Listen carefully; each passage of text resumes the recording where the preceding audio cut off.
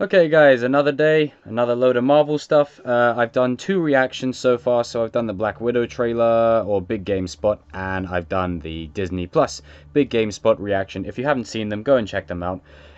So this is going to be me giving just a little overview, a little first thoughts kind of video about what I saw, what I liked, and where I think these shows are going to go. Now, let's start with Black Widow first, just because, you know, that was the first bit of news that broke.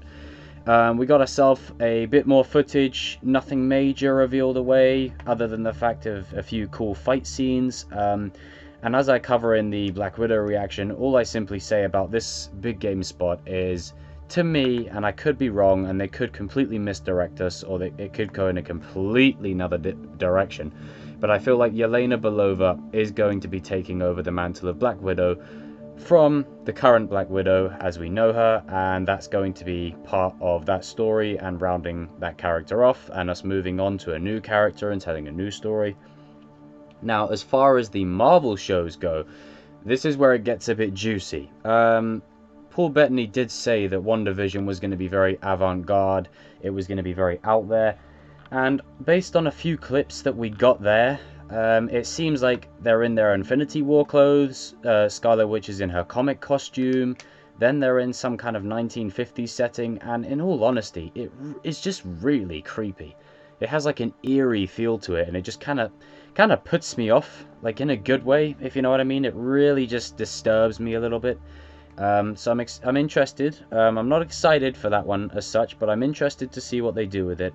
I'm going to keep a close eye on that one, because the way I feel with Vision is one of the most powerful Marvel characters, and he was introduced with immense power in Age of Ultron, but I feel like as time went along in Civil War they found a reason to get rid of him out of the battle, because Tony Stark's team, I was Team Cap, but Tony Stark's team was OP as hell. You had Black Panther, you had Vision, you had you had Iron Man and War Machine ruling the air.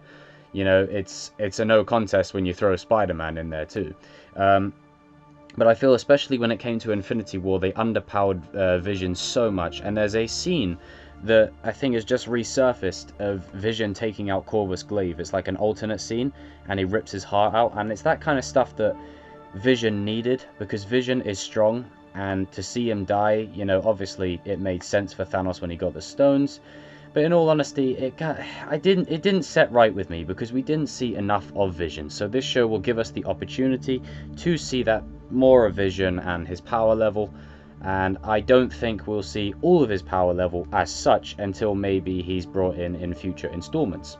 Because they have said that these shows will tie straight into the movies. And one of the shows that is also coming out, Loki, as well as WandaVision, will tie straight into Doctor Strange 2.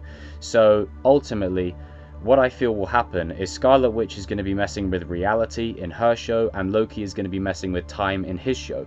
And that's going to lead into Doctor Strange 2, because he's going to pull them out of their shows and say, hey, I want a word with you, come here. He's basically going to give them the Barry Allen speech, you know, stop running into the Speed Force and messing the timeline up. It's creating havoc and chaos and mayhem. So that's how I think those two shows will link to Doctor Strange 2, and then it will carry on with that tease that we got of Loki and Doctor Strange in Thor Ragnarok, when, you know, Loki starts running his mouth and Strange just throws him through a portal and says, okay, bye-bye, and throws him. Like, more of that, please. More of that. Benedict Cumberbatch, Tom Hiddleston, it's always a win. And then you throw Elizabeth Olsen in there as Scarlet Witch, it's even better. So this is also, I think, their way of bringing Loki back into the fold for Thor 4. Now, this could tie into Thor 4 in so many ways, because with them bringing it into Doctor Strange, it already sets it up beforehand, and then Loki can just transition over. Now, obviously, this Loki will be different from the one we remember. The redeemed Loki is dead, he's gone. This is the Avengers 2012 Loki, so when in the trailer he says, you know, I'm going to burn this place down, it's within the realm of possibility that he might actually be go and burn the place down. So I'm interested to see what they do with that. That's going to be like their time travel show where they have a bit of fun with it, and they're just going to have Loki going around a series of different events throughout history, Doctor Who style, but more serious, more fun. And now, we get to the juicy one of the crop, the one that I am the most excited for, and that is Falcon and the Winter Soldier. I cannot wait for this show. I seriously love the bromance between Steve, Bucky, and Sam. I love it between the three of them. I love the relationship. I love the dynamic. And from the Civil War interaction alone, between Bucky and Falcon, there is enough there for a show. There was enough there for a movie. So the fact that we're getting a show and we're fleshing these two out, and we're showing how Sam is going to be taking on the responsibility of being the new Captain America, and then throwing in the US agent into the mix, adds a whole new stake for him. Now obviously we've seen across social media that the US agent will somehow get the shield off of Sam, so that way it gives us another reason to root for Sam to get it back. And what better person to watch over him than Steve's best friend Bucky. Now how I feel that Marvel will play this is because I want Bucky to have that shield, like I really do, but currently in the MCU it makes sense why Falcon has it right now. Falcon displays all the capabilities, or you know what, not even Falcon, Sam Wilson. From the minute he was introduced in Winter Soldier, I thought, you know what, I like this guy. I love his little, you know, chemistry with Cap, you know, the whole on your left thing. I love how loyal he is. And when Steve, before Steve goes back in time, he says to him the same thing that the doctor guy said to him. You're a good man. And that's what Captain America is. Captain America isn't like other superheroes. Yes, he's at peak human strength, but he's a good man. He's meant to represent the moral integrity of the people. That's what the character was created for. That's what the character represents. Bucky isn't in the right kind of frame of mind to take on the shield right now, and he's still seen as a former terrorist.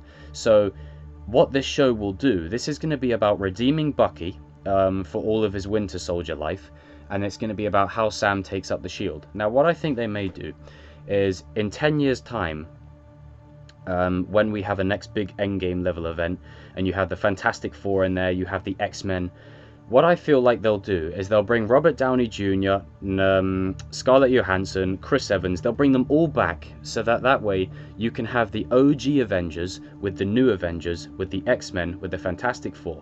And then maybe what will happen is when Steve says Avengers Assemble, Sam will hold the shield and he'll look at Steve and say, you should lead the line. And then Steve will go, no. I'm on your left this time, pal. I'm on your left. It's corny, but it's a nice little callback to that little bromance that they have. And then when Falcon is ready to hang up the shield, what better way for Bucky to continue his journey than to take up the mantle after Falcon has completed his journey? So, you know, because of the super soldier serum, you know, he can live for, you know, he doesn't age as fast as other people, so it would make sense. But as far as Bucky getting the shield, if he doesn't ever get it, then I'm okay with it. You know, we've seen it in comics, so I always have that to go back to. You know, there's been rumors that they are going to push the White Wolf direction, and I'd be fine with that as well. At the end of Black Panther, in the end credits scene, they did say that, you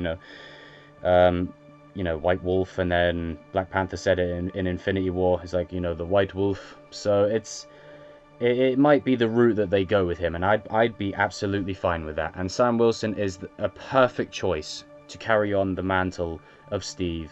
And I see Sam and Bucky a bit like how I see, you know, Rey and Kylo in Star Wars. They're like a dyad. You know, I think Sam will hold the shield, but they'll both share the mantle. You know, Bucky will be right in his corner whenever he needs him, and give him that confidence booster. Because, you know, think of it in Sam's shoes. He's taking up the mantle of his idol in a world where, you know, they don't want him as Captain America. So that's the whole purpose of the US agent. So I'm really excited for this show because it's going to be so engaging. It's probably going to be the most heart-driven, based on Old Man Cap and all of that.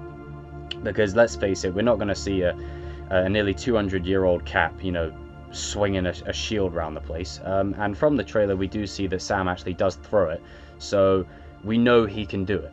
The only issue that may be a concern is that he isn't like Cap or Bucky. He doesn't have the super soldier serum, so I'll be interested to see what they do with that, and whether they keep him without that and let him keep his wings and the shield. Let him have them both. If you're not going to give him the serum, let him have the wings and the shield. Because the way I see it, when the next Avengers movie rolls around, you have so much, there's so much roster to pick from. Like, how do you pick a team? Like, how do you pick a team going forward now? Because there's so many different characters. And, you know, we haven't even got Iron Man or Black Widow or Cap, the main Cap, around anymore. And there's still so many characters, and there's even more coming in. Which is why I believe that, you know, the Thunderbolts are going to happen from Black Widow. Because you've got Yelena Belova, who is another Black Widow. You've got Taskmaster. You've got Ross, which could set up Red Hulk. You've got Winter Soldier still around. You've got Baron Zemo. You've got Ronin, you know, formerly Hawkeye. So you do have Thunderbolt characters around. And then you could also set up dark parts for, like, the MCU with the, Doctor Strange 2 by bringing in Blade through that. You know, and then connecting into maybe Ghost Rider. Because they're going to need to try and find a way to bring the X-Men in. And I think that's the perfect way to do it. But, you know, guys and girls, comment down below. What did you think? What was your favourite moment from the sneak peeks that we got? And what show are you most excited for? And what would be your preferred Avengers team for the next big installment? Now, there are going to be mainstays. We know Spider-Man's part of the team. We know Black Panther's part of the team. We know Captain Marvel's going to be in the team. We know Doctor Strange is going to be in the team. But what other characters would you like to see in there? Would you like to see anyone new in there? Would you like to see returning characters? And, you know, we've just had Thanos. So it doesn't need to be some galaxy world ending event. It can be, you know, a setup for the Secret Wars storyline that will, you know, inevitably happen one day. But, you know, you want to, if you're going to do that storyline, you want to plant the seeds along the way. A bit like they did with the Thanos story. You set it up and then you execute. And it could take a few years, but we'll get there.